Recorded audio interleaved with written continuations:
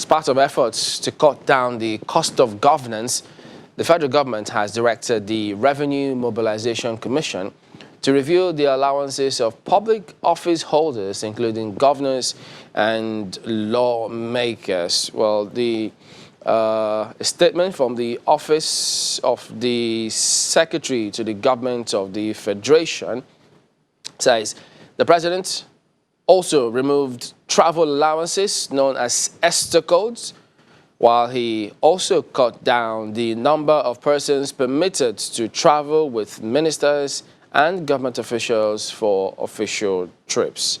The President, however, approved the use of business class for ministers and the economy for lower categories of government officials. Now, approval for such trips must be sought through the Office of the Secretary to the Government of the Federation or the head of the Civil Service of the Federation. The statement also reads in part, in a bid to curb leakages and ensure efficiency in the management of resources of government, President Muhammadu Buhari has approved for immediate implementation additional cost-saving measure aimed at instilling financial discipline and prudence, particularly in the area of official travels. The statement also adds that only trips that will benefit the country must be embarked upon by the officials, and that ministers and other categories of government officials must not travel more than twice within a quarter of a year, except with the permission of the President. So how do all of this fit in the larger picture? Let's head to Abuja for some perspectives. Markwa? Well, thank you, Chamberlain. You indeed have laid the background there. We have with us this morning Dr. Oke Ikechukwu, who's the Executive Director, Development Specs Academy, and Mr. Bolarinwa Bolaji, who's an Associate Professor of Mathematics and also the convener of Progressives in Academics. Gentlemen, you're welcome to Sunrise Daily this morning. Thank you. Thank you. Good I morning. believe you're also a doctor. Yeah. Oh, my apologies to you. Gentlemen, I think the first thing I want to do is ask your reaction when you saw that story break. What did you think immediately? Let me start with you, Dr. Bolarinwa. Yeah, what government has done, I mean, to cut down the cost of governance in that area is good. It's a welcome idea, and I applaud that. We can even do more, because when you look at the budget, we spend too much money on overhead cost and recurrent expenditure, whereas our capital, expenditure continue to suffer. So we should even do, there are some other recommendations that we can do. So it's a welcome idea to me, and we can go further to do more. And to do more, we can, if I'm allowed to say that now, the bicameral legislature that we are practicing, we can scrap one of the houses, so that we scrap the Senate, and we make do with only the House of Rep. So well, there's certainly implications for that, but just before we come to what more we should be doing, I think it's important to analyze what the effect of this will be, if it has any effect at all.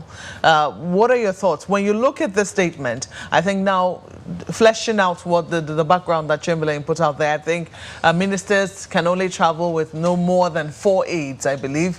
That's what the statement is saying, and I think if you're below the level of a minister, you can only travel with 3. Say, for instance, if you're a permsec or thereabout, a director who is related to the event that you're going for, and so and so and so. You can't do more than 2 travels within a quarter.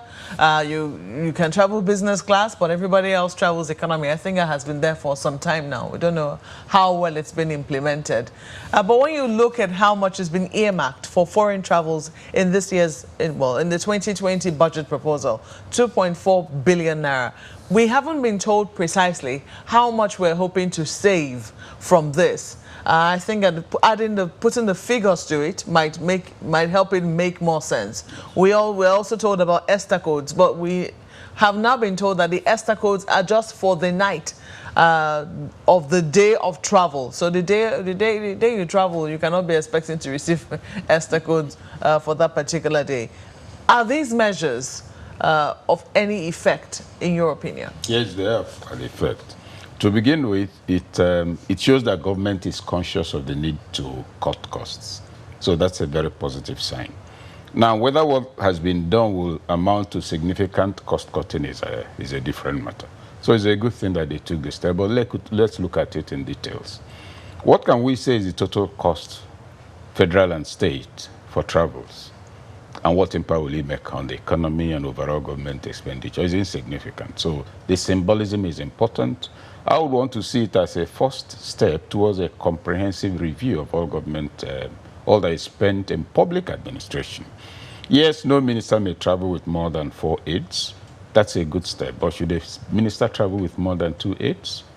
I know somebody who, as governor, always traveled either alone or with 1 aide who was cameraman, writer, and the rest of it. Now, the point I'm making is, the person you say he shouldn't travel with 4 aides could have 12 aides at government expense. What are they doing? You know many governors, many of them have more than 150. Some of them I learned 300 aides, and they're paid. So the money being spent in the name of public administration is not serving public administration, is only enabling people collect unearned income. And these are the younger ones who are getting used to a culture of collecting money as salary for not working, and they're going to become the replacement generation. So I think there's some instrumental gain in the step taken by government. Look, we can't just keep spending. You can't carry an entire local government on an official trip. That is good. But they will need to go beyond that. When you talk about Esther code, how much is it a night? I think a deputy director, $300. I don't know whether it's still the same. That's the minister gets $900. $900, yes. So saying that he should not get it for 1 day, I don't know what that means. How much does the ministry spend on maintaining him in a month? How much was spent renting his house as a Ghana house? So if you look at, okay, I'm a minister, and on the whole, it costs the federal government of Nigeria, Federal Republic of Nigeria, about between 10 and 25 million to keep me on the job every month. It doesn't matter who eats it. All kinds of amounts will be retired under petrol for my fleet of vehicles. If I go and stay at the Hilton, people can invite their relations to do laundry there.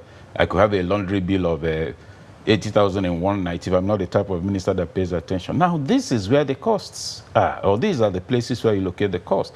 And those who service public office holders are often the beneficiaries. The public office holders perch on top with a delusional notion of relevance and dominance.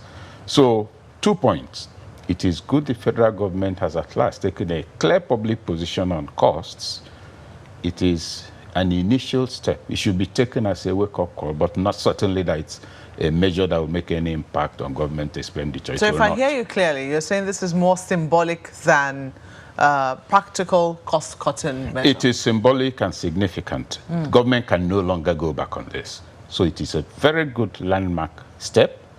Official documentation, because really the office of the SGF is the powerhouse of the presidency with the 7 pump sector. So coming from there, we can it's a statement from the presidency. It is reassuring, and we hope that the frontiers will widen. We hope it will go on for us to eventually admit that since we have a budget for national security, police, army, navy, and the rest of them, that security votes wouldn't be there. Because if you look at that... Security votes for who? For governors. Okay, yeah, now we're talking about expanding the frontiers. This is, I was going to say, this is just for ministers right now. And, well, you heard there Dr. Chris Ngige talk about what more needs to be done in terms of cutting, I think, is it the... there's a body now, I don't know if it's RAMFAC or one of the bodies that yes, the sets Revenue Mobilization and Allocation Commission. Yes. I don't know if that's the body that allocates, that also determines what governors will earn and what their allowances and all manner of things will be. But, you know, you heard him talk about, you know, what are governors doing with hazard allowance, for instance? What hazard do they face when this and this and this have been provided for them? So they're hoping that, you know, there will be perhaps another review of, you know, the public service in general. Would you say that has been long overdue? Yeah, it's been long overdue, and it's obvious that we have got to broaden cost-cutting measures that is to be taken, and government has just started with this one. So let us look inward and see what we can do further to take it further. Because when you look at it, it's no longer acceptable that we spend a large chunk of our earnings on recurrent expenditure and overhead cost. So whereas our facilities are crying and begging for attention, we have not gotten good roads, we have not gotten good hospitals and all sort of facilities like that. So it's a welcome idea. Let's cut cost. Let's do more. And to do more, that's why I want to give kudos to government that they have started with this. But let us look at other areas where we can, we can do more. As regards that, the heads, let's reduce the number of heads that is even appointed for these ministers too. And let's look at some other areas where, we continue to spend much more money.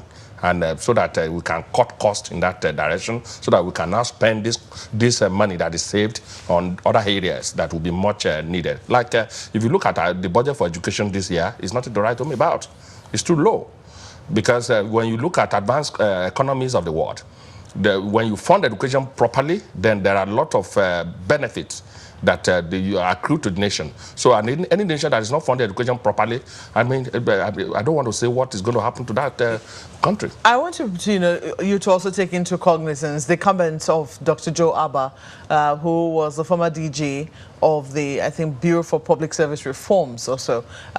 He was talking about government agencies and parastatals. The Oranstanye report and how they had, I think, is it 541 government or ministries, departments and agencies of government, and that that is even that has changed significantly. Yes. I think he said the allowance or provisions were made for over 1,000 government bodies. Shouldn't we take a look? I mean, if we really were looking at cutting cost of governance, should this be the place we'll start from? Or should we have looked at the place where we think that we would have had more impact financially? No, okay. Maybe. Yeah, let me quickly take your thoughts. With the agencies, there's no doubt about the fact that we have got a number of them. But what is important is that are they doing the job for which are they serving the purpose for which they were created for? Are their policies and their programs well appraised? Are they well implemented? So if the answer is no, then we have to do away with some of them. So I want to suggest that perhaps we look at, we review them, vis-a-vis their mandates, and how they have been carrying on with this mandate over the years, so that if there are some of them that have been, that are now found not doing as much as they should be doing, then we can scrap them, so that we can save cost there. I want to ask you what you make of what effect this will have on the political structure. We all complain about the number of aides that ministers have and things of the sort. But when we look at the structure of patronage and rent in the country, do you think that this will have any ripple effect on that particular structure? It will not make any difference. The Revenue Mobilization and Allocation Commission, Ngige mentioned, and they are going to give us some new figures. You see, RAMFAC already has provisions on entitlement of governors. It's been there for over 10 years. But in spite of it, governors walk away with hundreds of millions as approved by their state assemblies. So it's not a question of whether there are decisions. In that regard, we know how many aides governors are supposed to have. When a governor has 830 aides, they are paid, even if it's 1 naira out of state expense. Now, the ones announced that the ministries are going to spend 2.4 billion on travels. Now, that's a lot of money. Please, what percentage of the budget is it? Travels and training. And training. So if you even save the entire 2.4 million, what does that translate into? Does it translate into what members of the House of Assembly walk away in a month? Training is a place where there should be more spending if actually it's real training. So but like I said at the beginning, it is symbolic, it is significant, it shows an awareness that we can't just keep spending, but we're focusing on the wrong things. You see, in every expenditure situation, there are two issues to consider: fixed costs and variable costs. Your fixed costs are costs you cannot escape. I am a family man. Food is mandatory. So many other things. These are fixed costs. Cleaning of the house. If you decide to have 9 house helps, you can keep doing that until you find out you can't pay them. So those costs will vary. If you say, okay, no house help, nobody will die from cleaning the house. Now, what has happened in the Federal Republic of Nigeria is that we've migrated a lot of variable and discretionary costs onto the fixed list. We pretend that it's mandatory for us to do certain things for public office holders when it is not. That's actually where the problem is. So, because there's already a consciousness of elite and interest protection, I won't touch the allowances that touch me and people like me. I touch on tokenism, travel allowances, ESTA code. How much are you saving? How much can you save from other fronts? Like the reference to agencies of government. All these agencies, NDDC, for instance, look at the staff strength. Look at the amount of money spent on NDDC in the last 20, 30 years, beginning from UMPADEC. And as we speak, it is owing 2 trillion. You and I know and the that. place is undeveloped. And the point I'm leading up to is this. As we expand agencies, we increase overhead, and attention is moved away from service delivery to patronage in terms of employ my brother. Yeah, we already know that there is a scandal, a brewing scandal right now around employment. I think this broke around the National Assembly just yesterday, that there's some furore, especially on the floor of the Senate, for employment slots given to senators, you know, so that they can look away instead of doing their real job. For what is going on in that particular area. But, you know, that is on the one hand. You're looking at the number of people who, not just the parastatals, but the staff strength. Some people will say that that is a no-no. The government cannot touch that as it stands. Sacking or firing people is not an option. We know that when they have joined the force, labor will protect them. We're currently in the middle of minimum wage discussions, and you know, one of the options that is on the table, I don't know if they are really tabling it, is that if you would not let us, you know, if we cannot arrive at something reasonable, then maybe some people will have to go. And of course, labor that's not going to happen. That's not going to happen. So staff strength cannot be touched. Yes, it cannot be. There are 3 factors in the staff strength matter. When many of the agencies found out that their budgets were not easy to manage, they began to create bloated staff lists, out of which they take money for other things. It's across all the agencies.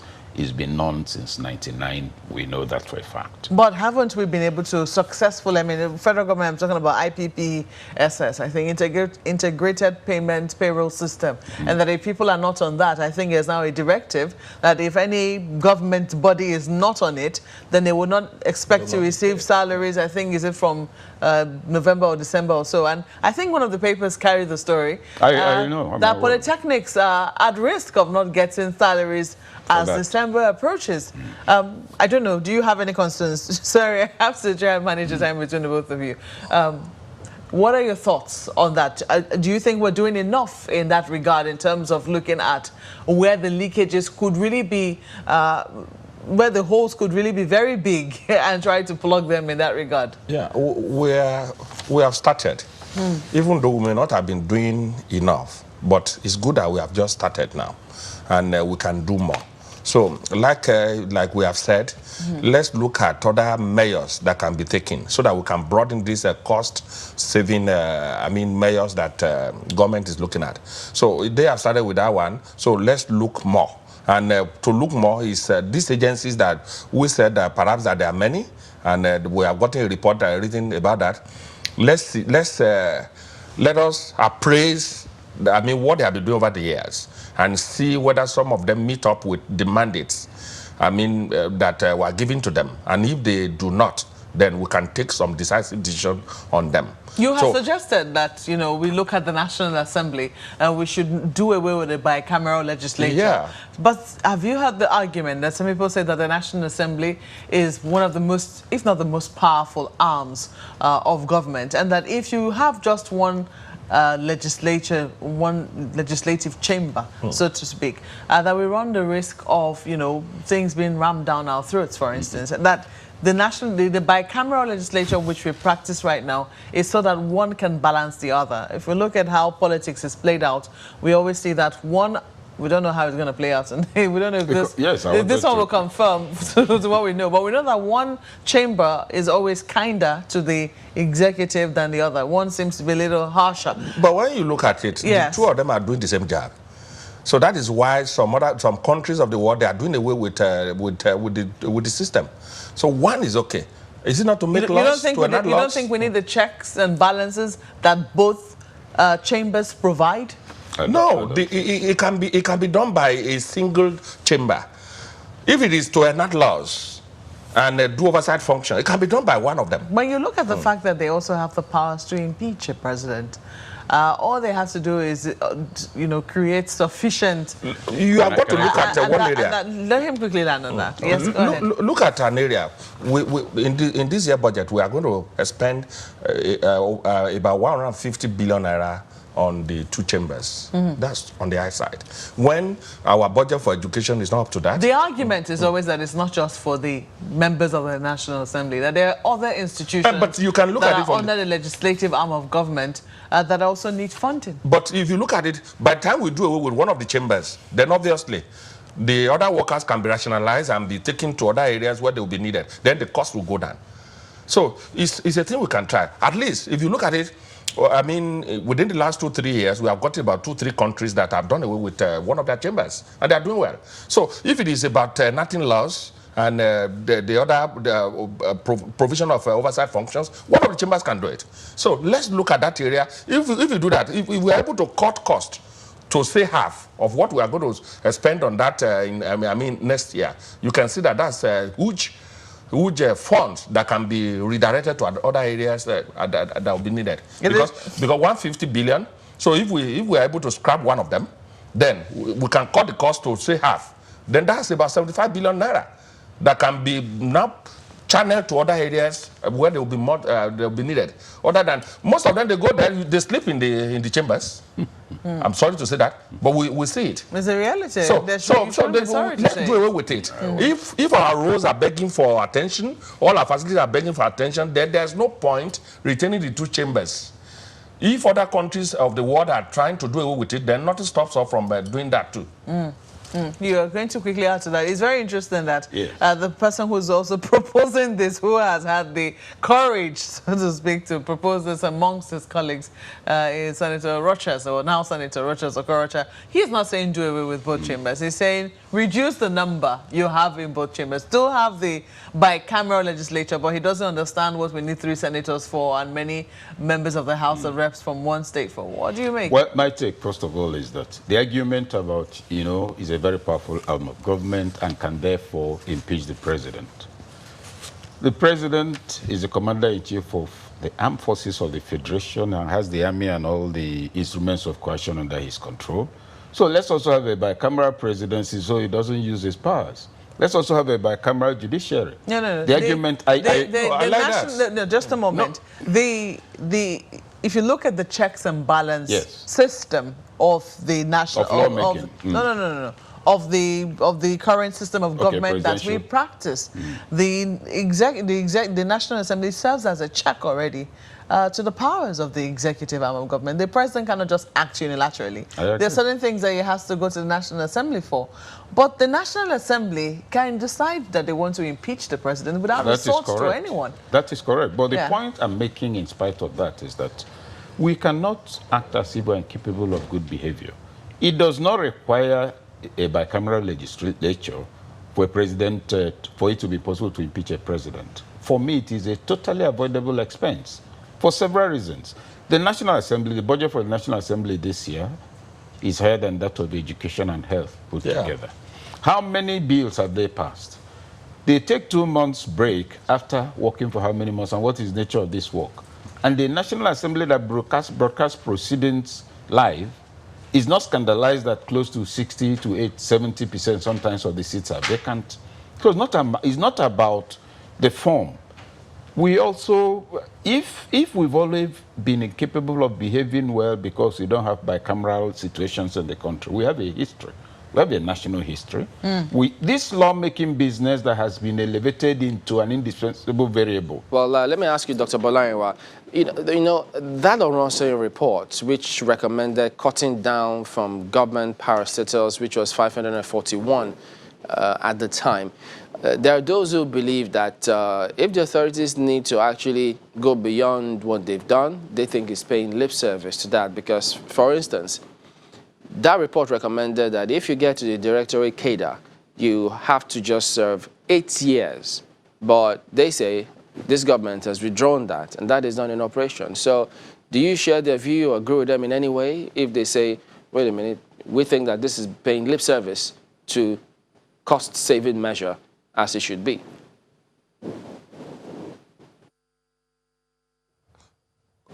As we have got to broaden the cost-saving measures, and the suggestion that we do away with one of the chambers of our National Assembly is something that we have got to do. However difficult it may be, it may look like, is the right way to go, so that we can save cost there, because it's not good at all that what we are going to spend on the National Assembly next year is much more than what is going to be spent on education and health combined. So we have to do what we have got to do. And when you look at it very well, if their duty is to enact laws, pass bills, do oversight functions, one of the chambers can do that. So let's do away with one of the chambers so that we practice unicameral legislature. And let us see how far we are going to go about that. We are going to save cost. And if we are able to do that, for example, about 150 billion naira is budgeted for National Assembly, next year budget. If we are able to do away with one of the chambers, if that cost is brought to half of that amount, then we can channel that fund. I don't think that's my question. There from that mayor to other areas, where they will be. To other area. That's what I'm postulating. Okay, maybe someone else might try. I'm not sure he can hear me. Dr. Bonner, let me go again, and I hope you can hear me. I'm asking about the Oronsenye reports that recommended a lot of cost-saving measures. So for those who say that the government is paying lip service, when the recommendation that when you get to the directorate cadre, you just have to be there for 8 years, not 10 or 12, as is being currently practiced. So when they say keep implementing that, and why did they withdraw it when they came on board? So do you share the view of those who think that it was the wrong move to have withdrawn it, and it doesn't send the right signal about cost-saving measure if we're not implementing that report? Yeah, I agree with them. If government set up a body, a committee to do a particular task for her, then it behoves on us to take the report of that committee and see to it that we implement that report in total. So I agree with those people, that is putting across that, idea. So let the report of that committee be fully implemented. Okay, so pardon me to jump in. I'd like to ask Dr. Okechukwu briefly. Now, this is commendable. I mean, a lot of Nigerians have said, oh, great move, even though some other people are saying this is nothing out of the ordinary. I mean, this is what you should expect. Some are even proposing something much, drastic. But then I'd like to focus on the states, because yes, we focus on the federal government, but then there are states, especially now, states are beginning to lay their budgets before, the state assemblies. What should we be advising states to also do in terms of cutting costs? Because people actually stay in states also. So how do states go about cutting their costs also? Should they follow through with this idea or something different maybe? No, I think the states should do a lot more than the gestural endeavor the federal government has embarked upon. First, for the states, the security vote of the governors is something, if it must exist at all, it should in all the cases be reviewed to not more than 20% of what it is at the moment. Then you look also at the cost of security for personnel of government. If I'm a governor today, I have my own security detail and a full retinue, complete with vehicles. The same thing would apply to every member of the House. The same thing applies to local government chairmen. Even if they are not captured in the budget, the money comes from the state. So besides, in addition to that, if you do that, you're saving money. That's number one. You're also sending the right signals about what is expected from people in public office, because what we are doing right now is creating the impression that going into public office is to enable you migrate to a new class of rich, idle Nigerians who affect and impact the lives of others the way it pleases them and at their own discretion. So cost savings should be in concrete and realistic terms. One, the things that are attached to political office and to members of the state legislature, to heads of parastatals in the states, to local government chairmen and all of that. A lot of money goes into there that delivers nothing to the people. Then you come around to actual public service.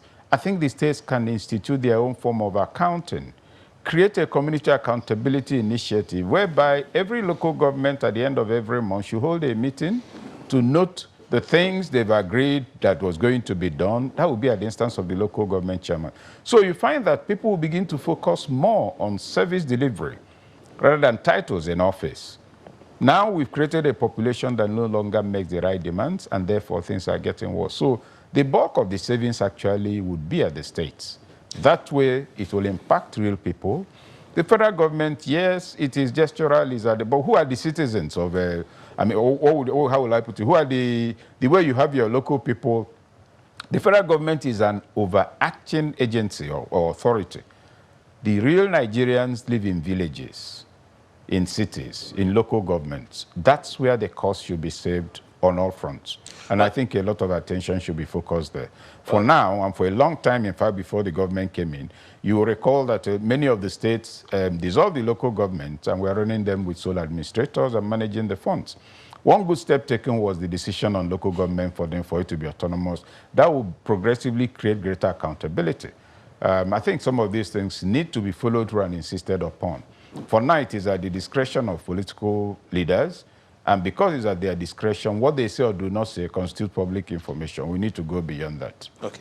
Dr. Okechukwu, this one is for you as well.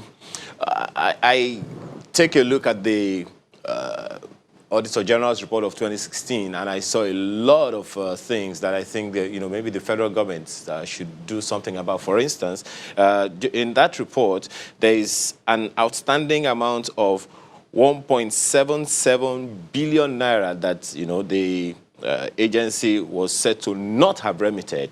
That's just one example. If you also go to another agency of the same government, Radiographers Registration Board of Nigeria has some 15 million, unremitted revenue, according to the report of the Auditor General. And there are several agencies of government, many of us haven't even heard from before. How do you think government should take a look at these various, unremitted revenue, and how far-reaching do you think that will go in helping to cut costs and save cost of governance? No, I think we'll make a distinction between recovering government funds and reducing the cost of public administration. Government should put together an independent report from the audit, extract those who have not done the remittances they are supposed to do, and then treat it as a separate matter. Then on the matter of reducing cost is a totally different ballgame. So, and I'll look at it like this. Yes, these agencies have not remitted, and I ask, how many companies remit VAT after collecting it from people? How many hotels remit VAT? And when anything goes wrong, like now, this discussion about cost reduction, people are saying it is taxpayers' money that these people are wasting. Let us save it. I put a slightly different perspective. Nigeria does not really spend taxpayers' money. If there's taxpayers' money in Nigeria's expenditure, I don't think it's more than a few percent. We spend oil money. This falls under what you might actually call free funds. Because we are sitting on something that's valuable, we don't even have the capacity to dig it out. Foreign companies dig it out. The quantity they tell us we believe, they sell it and bring, we keep it on the table and blow it like children at a picnic. And so the American, the Englishman can say, I'm not going to have this. This is taxpayers' money, and he'll be correct because the state is run on tax. Here, tax is seen as an inconvenience because the state is able to run. Look, if you stop today, if you stop taxing Nigerians today, nothing is going to happen to the Federal Republic of Nigeria, and you and I know that. Algeria doesn't do that. Algeria is practically a 100% welfare state. I have a company. It is the state that pays my staff. I was in Algeria for 2 months, for 2 weeks. If it's your annual leave, you have about 4 resources to choose from with your family all paid for. Now, leading up to that, the point I'm making is this. Let us make a distinction between administrative irresponsibility of organizations that are not making remittances, demand for those remittances, where are they? If it's missing, somebody should be held accountable for it. So it's not sufficient to note that it's not been made. Where is the money warehoused? If it's not warehoused, then somebody has taken it. Who took it? Let us recover it. That would be the way to go, in my view. Well, Dr. Bolaji, you are the mathematician on this panel. How much do you think we should be looking at saving? I know that we have not been given any figures, but if you were to hazard a guess from the measures that we have taken so far, the measures that the federal government is proposing, what do you think, around what region do you think we'll be saving? We have just started. Like we have said, we may not be able to put figures to it for now. Shouldn't we be able to? But if we want to save cost, reasonably, as one would have expected, not until we are able to save up to about 1/4 of what would have been spent on all these areas, I will not have seen that. I will not say that I will not say that we have saved the cost reasonably. Would you say that the measures we have taken are significant enough, or do you think that they could have been further reduced, especially with this, with the measures that have been taken so Like far? I said in the beginning, we can do more. No. But it is good that we have started. Yes. But it has not been so significant. Okay. But what the beauty of it is that we have started. Okay. I think it's a fine place to leave it, because Well, maybe not. I think the way to go is find out what percentage of the budget is avoidable expense. Once you determine that, if you pull it out, then that's where to talk about percentages from. maybe we'll post that to those in the budget department, or perhaps in the Ministry of Budget and National Planning. But gentlemen, thank you for coming on Sunrise City this morning. Dr. Oke Ikechukwu is Executive Director, Development Specs Academy, and Dr. Bolaji is an Associate Professor of Mathematics and also the convener of Progressives in Academics.